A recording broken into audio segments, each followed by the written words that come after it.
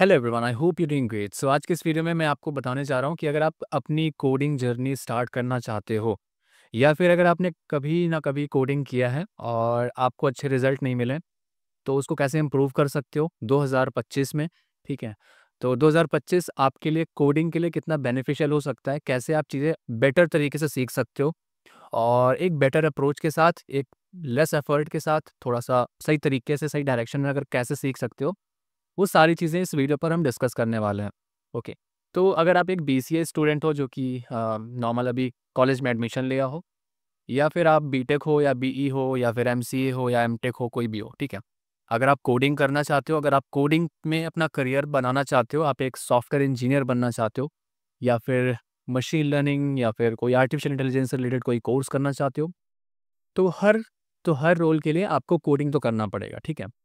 तो वेदर आप machine learning के लिए आप पाइथन कर रहे हो या फिर अगर वेब डेवलपमेंट के लिए आप जावास्क्रिप्ट कर रहे हो, एचटीएमएल कर रहे हो, सीएसएस कर रहे हो, रिएक्ट कर रहे हो, नोड.जेएस कर रहे हो, वैसे बहुत सारी लैंग्वेजेस हैं, बहुत सारे फ्रेमवर्क्स हैं। तो कहीं न कहीं आपको कोडिंग से रूबरू होना पड़ेगा, ठीक है? मेन बात ये कहना चाहता हूँ। तो कोडिंग को हम कितना इफेक्टिवली सीख सकते हैं, कितना बेटर तरीके से सीख सकते हैं, वो चीज़ें मैं आपको बताने जा रहा हूँ, ठीक है? तो सबसे पहले मैं आपको बता देता हूँ, मैंने जब कोडिंग स्टार्ट किया था तो मेरा कोडिंग से जो कनेक्शन है ना, वो 2016 से स्टार्ट हुआ था। 2016 आज चल रहा है, 2024 खत्म होने वाला है। तो ऑलमोस्ट कितना साल हो गया? ऑलमोस्ट 7 से 8 साल हो गया, ठीक है? तो 7 से 8 साल का मुझे कोडिंग के बारे में मुझे नॉलेज है कि एक्चुअली कोडिंग कैसे की जाती है। मैंने स्टार्टिंग में जब मैंने बीसीए स्टार्ट किया था, मैंने बीसीए किया, फिर एमसीए किया। एमसीए मैंने एनआईटी जमशेदपुर से किया और अभी लास्ट ईयर मेरा एमसीए खत्म हुआ 2023 में, ठीक है? तो उसके पहले मैंने बीसीए किया था गांधीनगर में, गुजरात में, जिस पर मैंने 3 साल वहाँ पर प्रॉपर बीसीए किया, जिस पर मैंने बहुत सारी लैंग्वेजेस वहाँ पर कोर्स में जो सीखने को मिलता है। जैसे नॉर्मल आप एडमिशन लेते हो किसी भी डिग्री में, बीसीए कर रहे हो, बीटेक कर रहे हो या फिर बीई कर रहे हो, तो बहुत सारी लैंग्वेजेस एक साथ हमें सिखाई जाती हैं। बहुत सारी लैंग्वेज इन द सेंस कि हर लैंग्वेज है, लाइक एचटीएमएल, सीएसएस, उसके बाद फिर तुम्हारा एसक्यूएल आ जाता है, ओरेकल आ जाता है, ये सारी चीज़ें भी बताई जाएँगी। प्लस डीबीएमएस हो गया तुम्हारा, तुम्हारे और भी बहुत सारे सब्जेक्ट होते हैं, तुम्हें सी लैंग्वेज सबसे पहले बताई जाएगी। उसके बाद सी प्लस प्लस आ जाता है, फिर जावा आ जाती है, फिर वीबी डॉट नेट आ जाता है, डॉट नेट आ जाता है, सी शार्प हो जाती है और न जाने क्या-क्या चीज़ें सिखाई जाती हैं। तो स्टार्टिंग में जब हम कॉलेज में होते हैं ना, तो फंडामेंटल्स के तौर पर हमें इतनी सारी चीज़ें क्यों सिखाई जाती हैं, वो चीज़ समझो। तो हर एक लैंग्वेज का अपना कुछ ना कुछ डिफरेंस होता है और कुछ ना कुछ यूज़ केसेस होते हैं। देखो, कोई चीज़ होती है किसी पर्टिकुलर चीज़ के लिए, किसी पर्टिकुलर काम के लिए ज़्यादा बेनिफिशियल है, ज़्यादा सही तरीके से काम करती है। जैसे अगर आप जावास्क्रिप्ट में कोई वेबसाइट बनाते हो, ठीक है? रिएक्ट या फिर कुछ वगैरह यूज़ करके, राइट? तो वो ज़्यादा बेटर तरीके से काम करती है। अगर वहीं पर आप जावा में बनाते हो तो थोड़ा-सा वहाँ पे कुछ चीज़ें आपको मतलब एज़ कम्पेयर टू जावास्क्रिप्ट, वहाँ पे जावा जो है ना, वो उस तरीके से चीज़ें हैंडल नहीं करता है। तो मतलब जावा का एक अलग रूप हो गया। जावा को हम बेसिकली इंडस्ट्री पर्पज़ के लिए या फिर माइक्रो सर्विसेज़ क्रिएट करने के लिए यूज़ करते हैं। पर अगर मैं अब सिर्फ़ जावास्क्रिप्ट की बात करूँ, तो जावास्क्रिप्ट में हम बहुत सारी चीज़ें वेब डेवलपमेंट से रिलेटेड कर सकते हैं। इवन आज के टाइम पर पाइथन से भी के भी बहुत सारे फ्रेमवर्क है, पाइथन का लैंग्वेज यूज़ करके हम पूरा फुल स्टैक एप्लीकेशन बना सकते हैं। तो हर लैंग्वेज में ये चीज़ें हैं, पर कहीं न कहीं कोई पर्टिकुलर चीज़ ज़्यादा एफिशिएंट है, कोई चीज़ें थोड़ा-सा कम स्लो चलती हैं या फिर कुछ चीज़ों में, कुछ-कुछ प्रोग्रामिंग लैंग्वेजेज़ में थोड़े-से लिमिटेशंस होते हैं। तो लिमिटेशंस को ध्यान पर रखते हुए हम चीज़ों को सीखते हैं। ठीक है? ये चीज़ें क्लियर हो गई। तो स्टार्टिंग में हमें इतनी सिर्फ़ जो लैंग्वेज सिखाई जाती है ना, वो बेसिकली इसलिए सिखाई जाती है कि तुम्हें समझ में आए कि सी लैंग्वेज को का यूज़ केस क्या है, सी लैंग्वेज किस तरीके से काम करती है, कैसे मेमोरी में सारी चीज़ें होती हैं, कैसे प्रोसेस हो बनता है, कैसे थ्रेड बनते हैं, कैसी चीज़ें एग्ज़ीक्यूट हो रही होती हैं, कैसे प्रोग्राम बनता है। हर चीज़ बेसिक से बेसिक चीज़ें आपको बताई जाती हैं, ताकि आपको एक नॉलेज हो जाए, फंडामेंटल क्लियरेंस हो जाए कि एक्चुअली में ये चीज़ें होती हैं और ऐसे काम करती हैं। उसके बाद जब आपको पता चल जाता है ना कि भाई कोई प्रोग्रामिंग लैंग्वेज है, बेसिकली हम कोई प्रोग्राम करना चाहते हैं, कोई लॉजिक बनाना चाहते हैं या किसी कोई पर्टिकुलर प्रॉब्लम है, उसको मैं अपने कंप्यूटर प्रोग्रामिंग या कुछ मेथड्स के थ्रू मैं उसको सॉल्व करना चाहता हूँ। ठीक है? तो आप एक बार आपको बेसिक आइडिया लग गया, जैसे आप जब बच्चे थे तो आपको स्टार्टिंग में कोई लैंग्वेज नहीं आती थी। आप कुछ भी मतलब लोगों को देखते थे, ऑब्ज़र्व करते थे कौन क्या बोल रहा है। हो सकता है आपके घर में अगर 8-10 लोग हैं, तो हर कोई का बोलने का तरीका अलग होता है। कोई एकदम प्योर हिंदी बोलता है, कोई थोड़ा-सा देहाती टाइप का बोलता है, कोई इंग्लिश में बीच-बीच में यूज़ कर रहा है। तो हर तरीके हमने क्या किया, हमने वैराइटीज़ देखी हैं और उसके अकॉर्डिंग हमने क्या किया, चीज़ों को कैप्चर किया और उसको फिर हम अपने लैंग्वेज हमने खुद अपनी डेवलप की, जिस पर हम अपने तरीके से अब बोलते हैं। तो मेबी कि आप घर पे आपकी लैंग्वेज, आप जिस तरीके से बात करते हो, आप जिसकी जो आपकी टोन है, वो दूसरे से, आपके भाई से, आपकी बहन से, आपके मम्मी-पापा से थोड़ा-सा डिफरेंट हो सकती है, ठीक है? तो वो वैसी चीज़ें होती हैं तुम्हारी प्रोग्रामिंग लैंग्वेजेज़ में। बहुत सारी लैंग्वेजेज़ होती हैं, पर हर चीज़ का एक अलग तरीके से यूज़ होता है। कौन ज़्यादा फ़ास्ट है, कौन ज़्यादा किस पर्टिकुलर चीज़ में हम यूज़ कर सकते हैं, वो चीज़ के बेसिस पे हम इतनी सारी प्रोग्रामिंग लैंग्वेज पढ़ते हैं। अब हम मेन बात करते हैं कि एक्चुअल में प्रोग्रामिंग लैंग्वेज सीखते कैसे हैं। तो देखो, कॉलेज में तो बहुत सारी चीज़ें सिखाई जाएँगी आपको, फंडामेंटल्स वो तो आपको पढ़ना पड़ेगा, और आज के टाइम पर यार फंडामेंटल्स क्लियर करना बहुत आसान हो गया। आप चैट जीपीटी पे जाओ, कोई भी प्रोग्रामिंग लैंग्वेज का नॉर्मल सा प्रॉम्प्ट लिखो भाई कि इस पर्टिकुलर लैंग्वेज के मुझे फंडामेंटल सीखना है स्टेप बाय स्टेप, और आप उसका एक रोल दे दो कि यार आप इस पर्टिकुलर लैंग्वेज पे एक्सपर्ट हो, और मैं यहाँ पे एक बहुत ही छोटा-सा एक नॉर्मल स्टूडेंट हूँ जिसको अभी बेसिक भी नहीं पता है। तो आपको उस हिसाब से, आप जिस तरीके से उस पे प्रॉम्प्ट राइटिंग करते हो, उसके बेसिस पे आपको रिज़ल्ट मिलता है। तो वहाँ पर आप ईज़ी वे में with examples, with practice problems, आप वहाँ पे चैट जीपीटी में ये सारी चीज़ें फंडामेंटल तरीके से क्लियर कर सकते हो। गूगल भी है, आप नॉर्मल कहीं पर भी सर्च करके पढ़ सकते हो। जैसे सबसे बेस्ट वेबसाइट यार मेरे को तो लगती है तुम्हारे जो जो फ्रेशर्स होते हैं ना, या जो एकदम स्टार्ट करते हैं कोडिंग, तो उनके लिए मुझे W3 school is the best one. W3 school पर जाओ, आप कुछ भी सीखना चाहते हो, लेट्स सपोज़ हम स्टार्ट करते हैं जावास्क्रिप्ट से, ठीक है? जावास्क्रिप्ट में आपको आपको देखो, अगर आप सोचोगे ना सिर्फ़ डायरेक्टली हम प्रोग्राम पर मूव कर जाएँ, तो बेटर ऑप्शन नहीं है। आपको साथ-साथ कुछ चीज़ें ध्यान रखना है। जैसे आपको क्या है, आपको थ्योरी भी पढ़नी है। जैसे यहाँ पर आप W3 स्कूल पे आते हो, तो यहाँ पे कुछ थ्योरी भी लिखी है, कुछ कॉन्सेप्ट लिखे हैं, इनको पढ़ो, इनको समझो। रिलेट करने के इनके वर्ड्स को समझो कि एक्चुअल में ये कहना क्या चाहता है, ठीक है? उसके बाद फिर आपको एग्ज़ाम्पल्स भी मिल जाते हैं, जैसे ट्राई इट योरसेल्फ, इसको किया हमने, जैसे पे क्लिक किया तो कुछ यहाँ पे शो हुआ, तो क्लिक करने पर क्या हुआ, ये सारी प्रोग्राम यहाँ पर लिखा हुआ है। तो ऐसे स्टार्टिंग में आप क्या करोगे, आप W3 स्कूल से अपना बेसिक ज़्यादा क्लियर कर सकते हो। देखो, चैट जीपीटी से भी कर सकते हो, पर चैट जीपीटी थोड़ा-सा स्टार्टिंग में थोड़ा-सा इतना एफिशिएंट नहीं है। आप स्टार्ट करो W3 स्कूल से, राइट? W3 स्कूल में आप कोई भी लैंग्वेज स्टार्ट करते हो, देखो आप वेब डेवलपमेंट को की तरफ आप इंक्लाइंड हो, तो आप वेब डेवलपमेंट में आप सबसे पहले जावास्क्रिप्ट या फिर एचटीएमएल सीएसएस, पहले 1 हफ्ते तक एचटीएमएल सीएसएस पढ़ सकते हो, जिस पर आप बेसिक कॉन्सेप्ट वगैरह क्लियर कर लो कि एक्चुअल में एचटीएमएल क्या होता है, कैसे काम करता है, क्या होते हैं टैग्स, क्या होते हैं सिमेंटिक टैग्स, वो सारी चीज़ें कैसे काम करती हैं। वैसे ही तुम्हारे सीएसएस में भी कुछ बेसिक चीज़ें क्लियर कर लो, राइट? उसके बाद फिर अगर आप वेब डेवलपमेंट में जाना चाहते हो, तो आपको जावास्क्रिप्ट तो आनी चाहिए, जावास्क्रिप्ट मस्ट है, ठीक है? तो जावास्क्रिप्ट को आपको यहाँ से पढ़ सकते हो, जैसे पूरे सब कुछ है, introduction, where to, output statement क्या होते हैं, सिंटैक्स क्या होते हैं, कमेंट्स क्या होते हैं, वेरिएबल, लेट, कॉन्स्ट, हर एक चीज़ के बारे में आपको मिल जाएगा, ए टू ज़ेड। और ये बेसिक देखो, आप जब फाउंडेशन जब आपका मजबूत होता है ना, जैसे आप कोई घर बनाते हो, घर बनाने के समय अगर आपने पिलर्स, आपने फाउंडेशन एकदम मजबूत रखा है, एकदम मस्त, एकदम सही तरीके से, ठीक है? तो उसके बाद ऊपर आप कितनी भी बिल्डिंग तैयार कर लो, बड़ी से बड़ी आप बना लो स्टोरीज़, तो वो क्या होगा? वो उस क्योंकि फाउंडेशन स्ट्रॉन्ग है, तो वो सारी चीज़ें वहाँ पर टिकती चली जाएँगी। इसका मतलब क्या हुआ कि आप अगर प्रोग्रामिंग लैंग्वेज अगर आप प्रॉपर सीखना चाहते हो, सबसे पहले अपने बेसिक को स्ट्रॉन्ग करो। और बेसिक्स को स्ट्रॉन्ग करने के लिए आपको 1 साल, 2 साल, 6 महीने, 1 महीने, 2 महीने, जितना मतलब आपकी कैपेबिलिटी के हिसाब से। क्योंकि 1 महीने में भी वो चीज़ें सीखी जा सकती हैं, अगर आप डेली प्रैक्टिस करते हो, थोड़ा टाइम ज़्यादा देते हो, उससे रिलेटेड सही तरीके से सीखते हो, आप प्रैक्टिस करते हो, प्रोजेक्ट बनाते हो, तो वो चीज़ें 1 महीने में भी कवर हो जाती हैं। पर अगर आप स्लो लर्नर हो, तो उसके लिए हो सकता है आपको 1 साल लग जाए, 6 महीने लग जाएँ, ये चीज़ें भी होती हैं। तो सबकी अपनी-अपनी कैपेबिलिटी होती है, और आप अपनी कैपेबिलिटी को इम्प्रूव भी कर सकते हो, बढ़ा भी सकते हो, और अगर आप लापरवाही करते हो, तो उसको वो चीज़ें डाउन भी हो जाती हैं, ठीक है? तो ख़ैर हम जावास्क्रिप्ट की बात कर रहे थे, जावास्क्रिप्ट में ये सारी चीज़ें आप एक 1 टू मतलब सीक्वेंस में जाना है, पहले आप होम पे जाओगे, फिर इंट्रोडक्शन पढ़ोगे, फिर वेयर टू। अब वेयर टू मतलब यहाँ पे जावास्क्रिप्ट कहाँ पे यूज़ करते हैं, कैसे यूज़ करते हैं, एक-एक चीज़ें यहाँ पर डिस्क्राइब करके रखा है कि हेड टैग के नीचे कहाँ पे कैसे एक-एक चीज़ प्रॉपर, ठीक है? इसको पढ़ो, एग्ज़ाम्पल्स में कोड भी दिया हुआ है, इसको समझो, आप इसको ट्राई इट योरसेल्फ पर क्लिक करोगे, आप इसको रन करके भी देख सकते हो, और रन करने पे क्या चीज़ें आ रही हैं, क्या चेंजेस हो रहे हैं, उस चीज़ को एकदम डीपली समझने की कोशिश करो, उसको प्रैक्टिस करो। एक बार जब आपका फाउंडेशन क्लियर हो जाता है ना, उसके बाद चीज़ें बहुत आसान हो जाती हैं। तो ये चीज़ें, जैसे आप जावास्क्रिप्ट सीखना चाहते हो, जावास्क्रिप्ट के सारी चीज़ें यहाँ पर मौजूद हैं। मोर देन इनफ है, ठीक है? इसको आप अगर आप पूरा एक अच्छे से तरीके से एक सीक्वेंस में आप चीज़ें कर लेते हो, आप ये समझो, उसके बाद फिर आप कुछ प्रोजेक्ट बना लो, कुछ चीज़ें सीखते रहो। ऐसा नहीं है कि आप इसको एक बार सीख लिए, इसको बंद करके रख दिया, फिर मेरे को नहीं सीखना। ये चीज़ अगर करोगे, तो भाई कुछ भी सीखो, आप कोई भी प्रोग्रामिंग लैंग्वेज सीखो, उस चीज़ पर मास्टरी नहीं कर पाओगे। जब तक आप प्रैक्टिस नहीं करते रहोगे, रेगुलरली उन चीज़ों को के टच में नहीं रहोगे, जब तक कोई प्रोजेक्ट नहीं बनाओगे, तो ये सारी चीज़ें आपको भूल जाएँगी। तो फिर वो तो वेस्ट, तो वहाँ पर कोई भी ट्रिक काम नहीं करेगी। अगर आप लापरवाही करते हो, तो फिर वहाँ पे कोई ट्रिक काम नहीं करती है। तो अगर लापरवाही नहीं करोगे तो ख़ैर ये बहुत बढ़िया रिसोर्स है, यहाँ से आप चीज़ें सीख सकते हो। प्लस अगर अब मैं बात करता हूँ कुछ और चीज़ों की, जैसे अगर अब मैं कोडिंग की बात करता हूँ, जैसे कोडिंग मैंने बता दिया कि आप जावास्क्रिप्ट सीखना चाहते हो या फिर आप यहाँ पर कोई भी लैंग्वेज सीखना चाहते हो, आप यहाँ से स्टार्ट कर सकते हो। लेट्स सपोज़ आप स्टार्ट करते हो किससे? आप जावा सीखना चाहते हो, राइट? जावा पर आते हैं। अब जावा बेसिक से लेके एडवांस तक सब कुछ है। आप 1 टू 1 बस केवल टाइम देते हुए चीज़ें सीखते रहो और कंसिस्टेंसी रखना है आपको। अगर आपने कंसिस्टेंसी ब्रेक की, कंसिस्टेंसी इन द सेंस कि जैसे आपने एक टारगेट ले लिया कि भाई इस वीक में मुझे क्या-क्या करना है।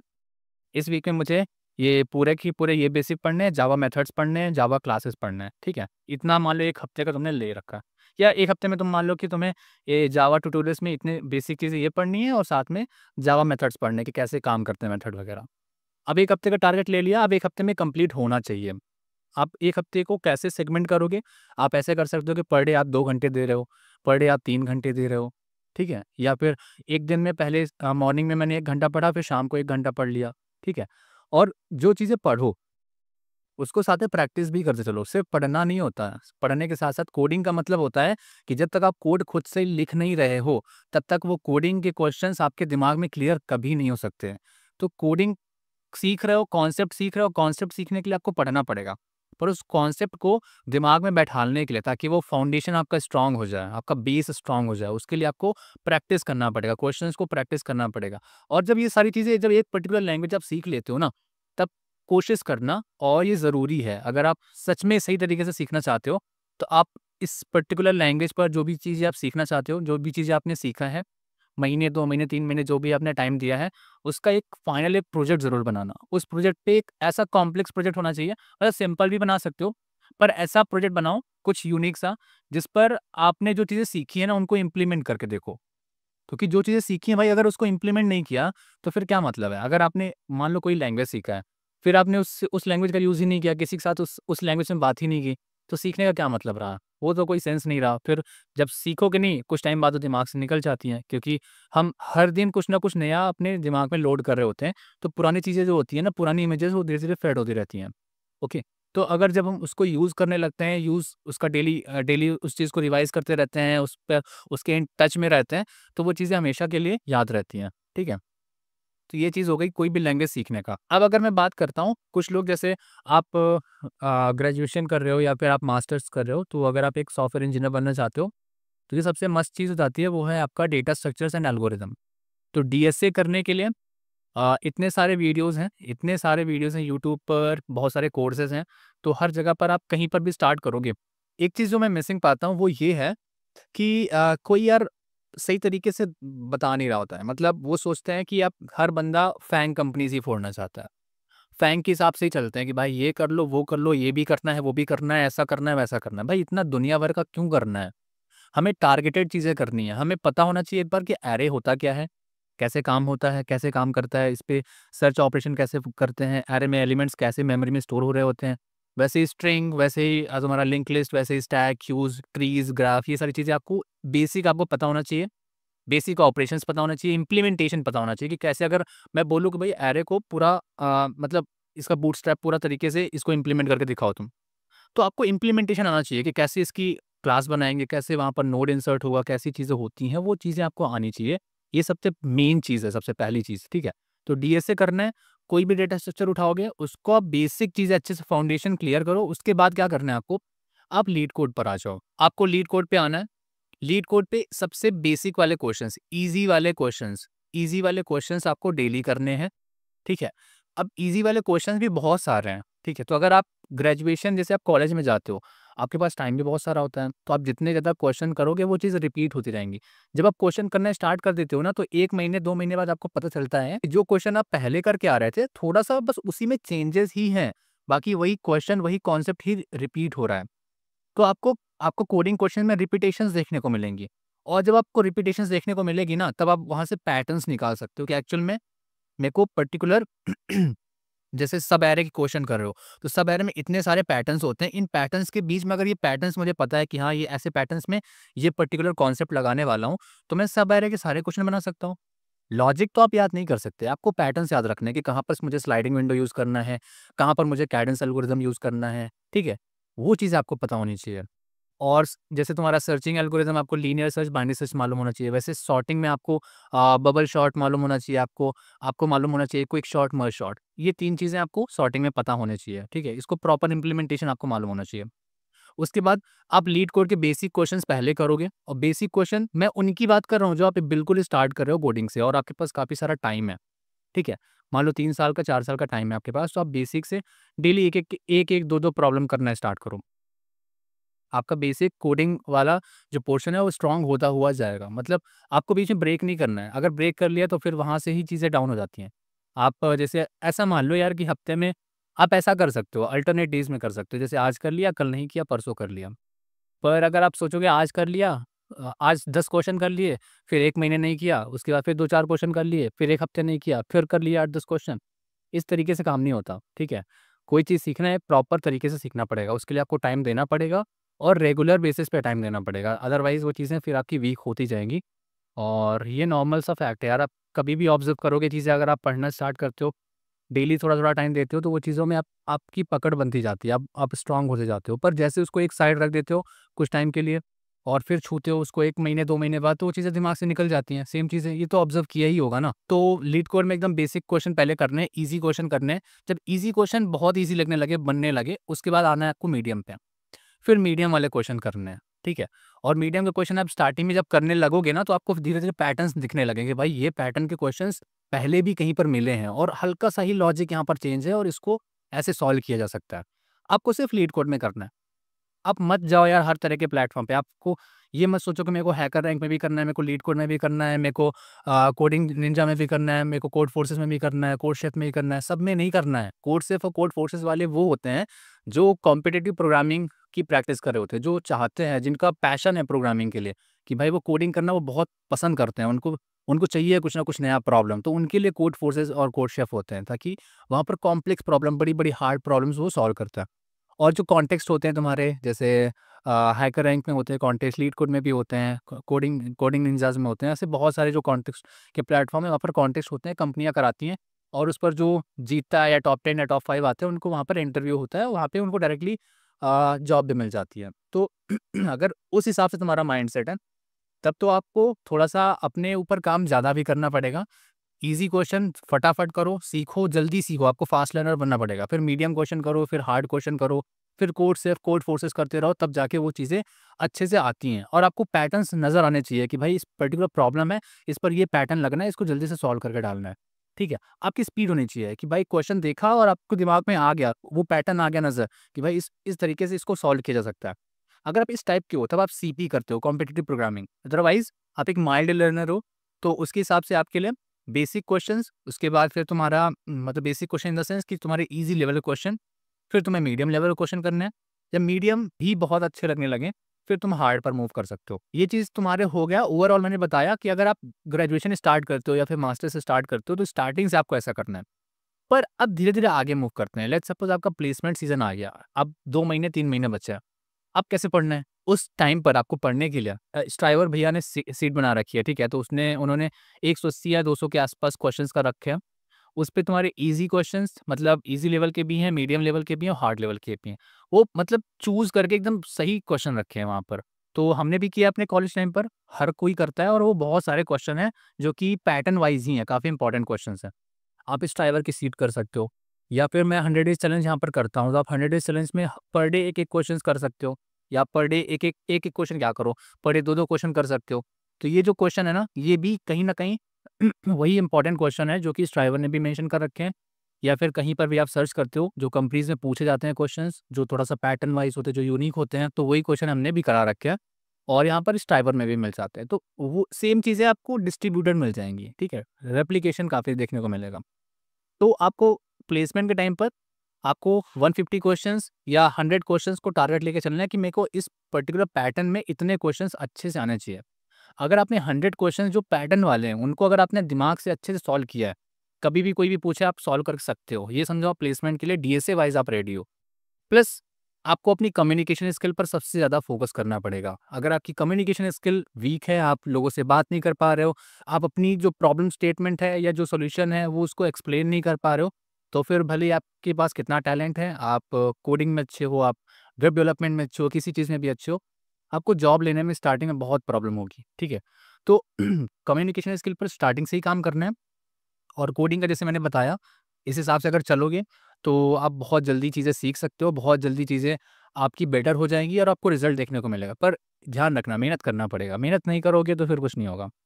तो बिना मेहनत से छिपने का तो कोई विकल्प ही नहीं है, आप उसमें ट्रिक्स नहीं ढूँढ सकते। क्योंकि स्टार्टिंग में ट्रिक्स देखो कब आती हैं, जब हम कोई चीज़ को बहुत ज़्यादा सॉल्व कर चुके होते हैं, बहुत ज़्यादा पढ़ चुके होते हैं, तो फिर धीरे-धीरे हम खुद ट्रिक्स डेवलप करते हैं, अपने अंदर से डेवलप करते हैं कि इस पर्टिकुलर चीज़ को अब मैं ऐसे कर लूँगा, अब मैं इसको डायरेक्ट कर लूँगा। अब मैं इसके 2 स्टेप को मिस कर दूँगा, फिर मैं डायरेक्टली ऐसे कर लूँगा। तब ट्रिक्स आते हैं। पर सोचो पहले से इस ट्रिक्स आपको मालूम हो जाए, तो आपने तो उसका इम्प्लीमेंटेशन आपने उसका बेसिक जो पकड़ा ही नहीं, आपको ट्रिक्स बता दिए जाएँगे, तो फिर वो तो मतलब बेकार सी बात हो गई। हर चीज़ में ट्रिक्स थोड़ी काम करता है। डीएसए को आप मैथमेटिक्स समझो। मैथमेटिक्स में जैसे होते हैं ना कि जैसे तुम इंटीग्रेशन कर रहे हो, डिफरेंशिएशन कर रहे हो, वहाँ पे कुछ फ़ॉर्मूलेज़ होते हैं।